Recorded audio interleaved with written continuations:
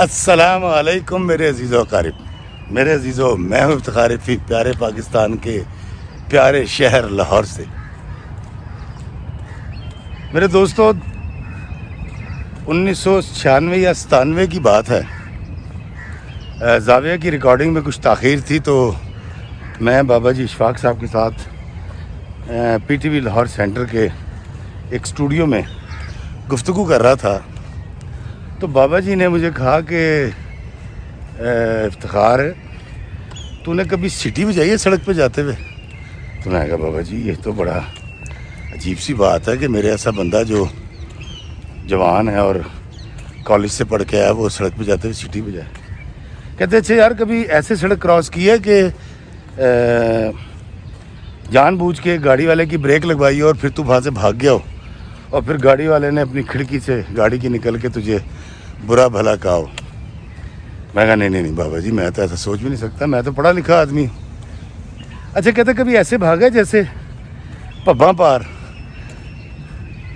گاؤں کی یا محلوں میں رہنے والی بچیاں ایک ہی جست میں 2 سٹیپ لیتی ہیں اور پباں پار بھاگتی ہیں؟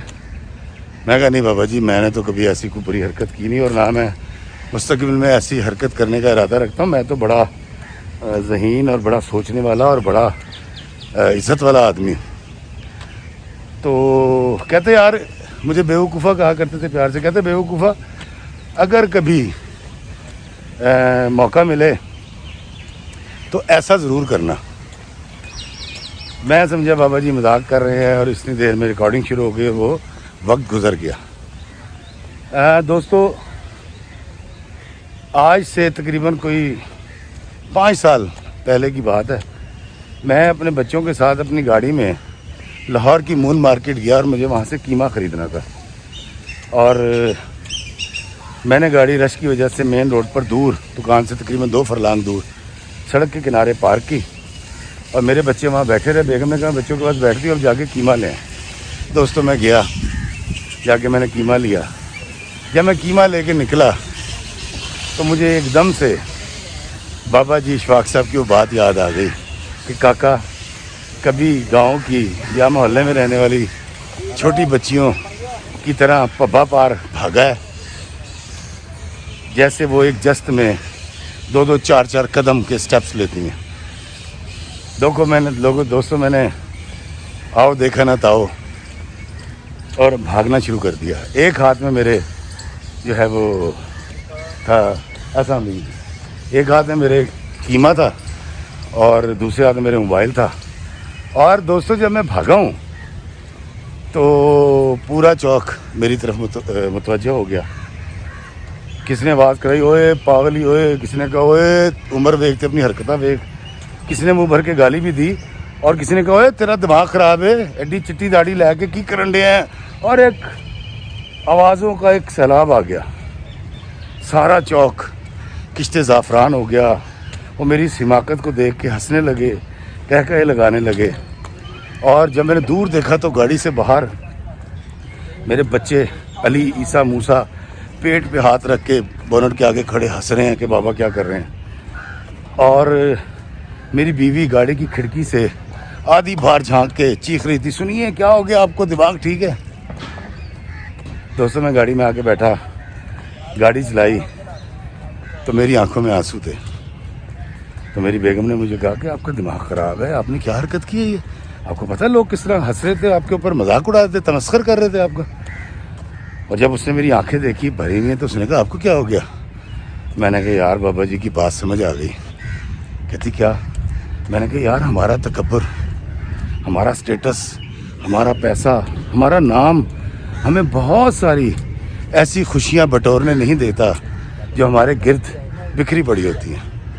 میں کہا بیگم، آپ نے دیکھا کہ میری ایک حرکت سے کس طرح سے سارے ہنس پڑے، کس طرح سارے خوش ہو گئے، اور کس طرح سے ان کو ایک خوشی کا موقع ملا اور وہ کہکہے لگانے کا میں نے موقع ان کو دیا۔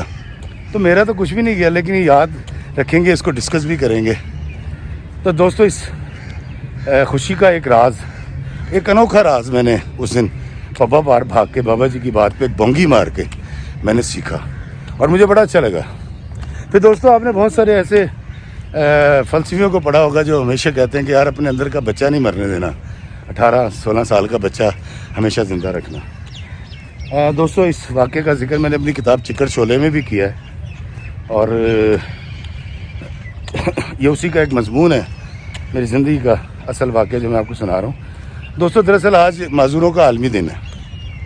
اب جسمانی معذوریاں کیا کیا ہوتی ہیں تو سارا دن آپ ڈاکومنٹریز بھی دیکھیں گے، ٹی وی پہ چلے گا، آپ جانتے بھی ہیں، لیکن ایک خاص طرح کی گپت چھپی ہوئی ہڈن مخفی جو معذوری ہے نا، وہ میرے اندر صلاحیت کر گئی اور مجھے پتہ نہیں چل رہا۔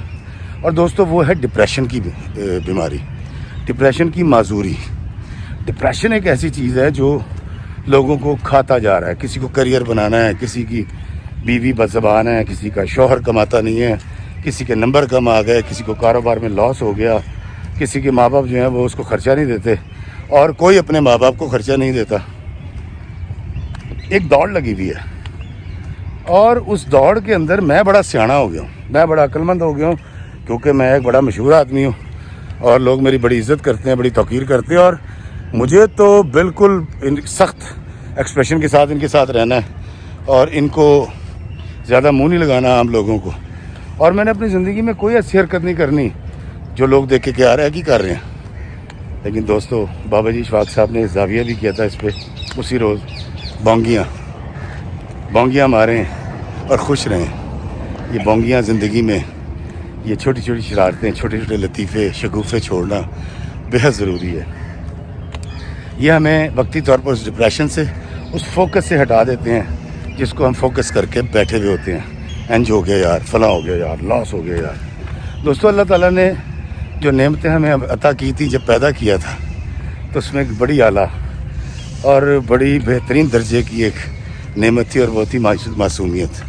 وہ معصومیت میں نے اپنی تعلیم سے، اپنے مرتبے سے، اپنے پیسے، اپنے اسٹیٹس سے، اور ایسے ماتھے پہ یوں تیوریاں ڈال کے میں نے اس معصومیت کو کہیں کھو دیا ہے۔ اب وہ میرے پاس نہیں ہے، اور میں سوچتا ہوں کہ جب میں مروں گا اور اللہ تعالیٰ نے کہا کہ کاکا ساری گلاں چھڈ، اے دس وہ میری جڑی معصومیت دیتی سی وہ مینوں واپس کر دے، تو میں تو کر نہیں سکوں گا، کیونکہ میں نے تو بڑی مشکل سے اپنے آپ کو سنجیدہ کیا، اور بڑی مشکل سے میں نے اپنی زندگی کے اندر یہ پریورتن، یہ تبدیلی لے کر آیا، اور میں نے بڑی مشکل سے یہ ماتھے پہ بل ڈال کے اور گال کھلا کے بات کرنی سیکھی۔ کیا سمجھتے تم اپنے آپ کو؟ یار دیکھو ایسے نہیں کرنا چاہیے بھائی، ایسے نہیں ہونا چاہیے۔ میں تو یہ سمجھتا ہوں، میں وہ والی گفتگو میں نے بڑی مشکل سے سیکھی تھی۔ اب اللہ تعالیٰ نے اگر معصومیت مانگ لی تو کیا ہوگا؟ دوستو میں ہمیشہ ایک کوشش کرتا ہوں کہ سافٹ رہا جائے، لوگوں کو ڈپریشن سے نکالا جائے۔ یہ جو آج میں نے آپ کو بتایا ہے، یہ ایک ڈپریشن سے بچنے کا روحانی علاج ہے۔ بونگیاں ماریں، ایسی حرکتیں کریں جو ہم عام روٹین میں نہیں کرتے۔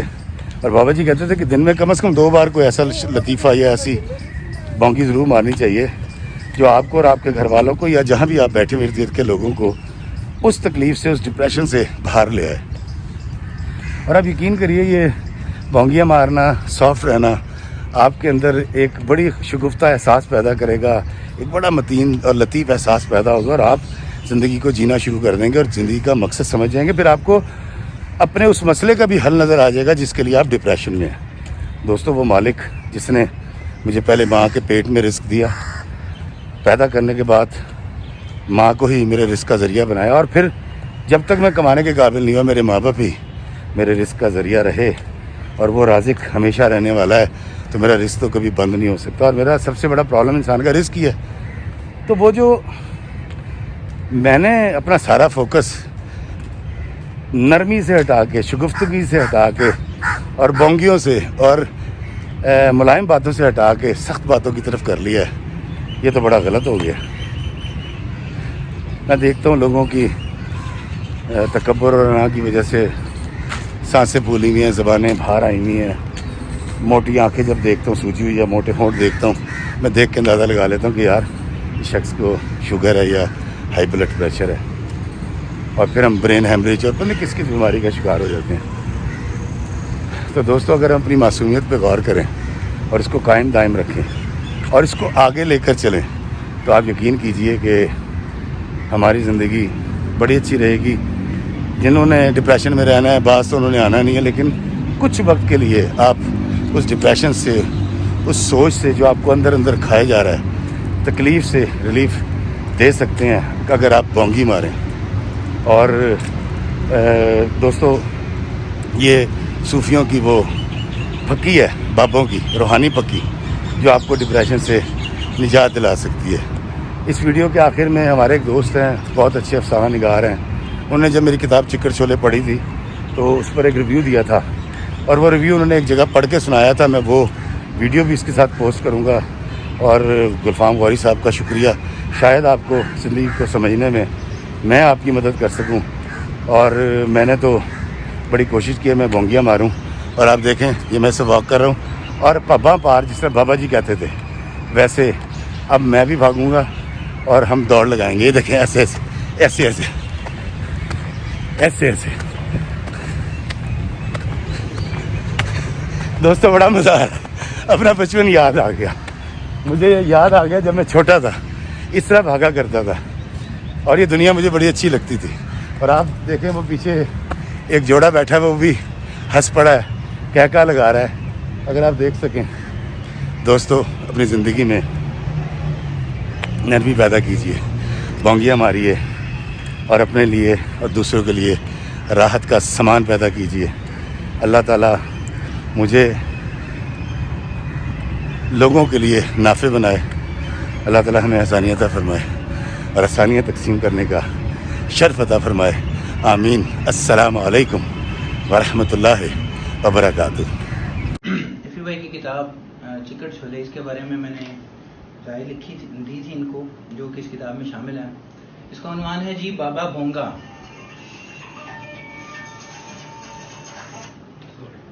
مجھے ٹھیک سے تو نہیں یاد، لیکن اندازہ ہے کہ یہ کوئی 7-8 سال پرانی بات ہے۔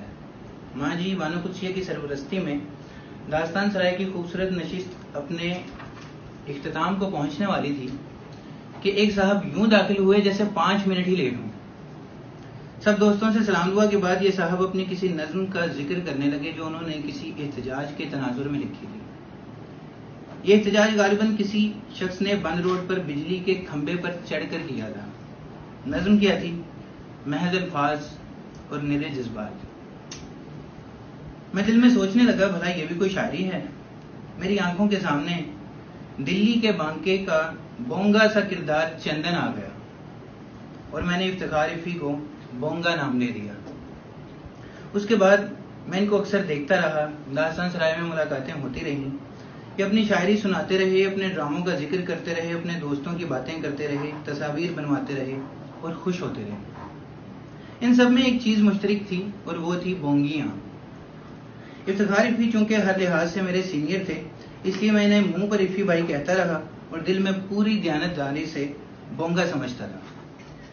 پھر ایک دن زاویہ کے ایک باب کا عنوان پڑھا تو اچھل کر رہ گیا۔ عنوان تھا بونگیاں ماریں اور خوش رہیں۔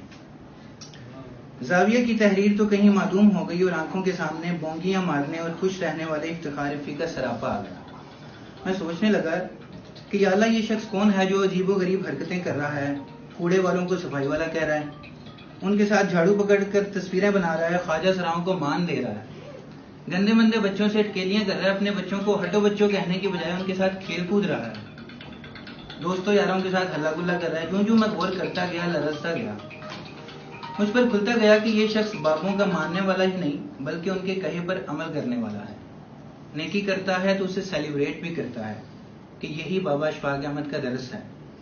اب یہ جو کتاب آپ کے ہاتھ میں ہے اسے ہی لے لیں۔ عنوان ملاحظہ کریں، چکڑ چھولے۔ ادبی چاشنی سے آری عجیب بونگا سا نام ہے۔ اس کے مضامین میں بھی آپ کو بہت سی بونگیاں نظر آئیں گی، مگر ان بونگیوں میں وہ خوشیاں ملیں گی جو ہر کسی کو نصیب نہیں ہوتی۔ ایسی بونگیاں اور ایسی خوشیاں یقیناً توفیق سے حاصل ہوتی ہیں۔ افتخار ایفی نے ادیبوں کی مین بلیوارڈ میں پباں پار قدم رکھا ہے، اور کچھ ایسے کہ ایک ایک جست میں 2-2 قدم پھلانگ گئے ہیں۔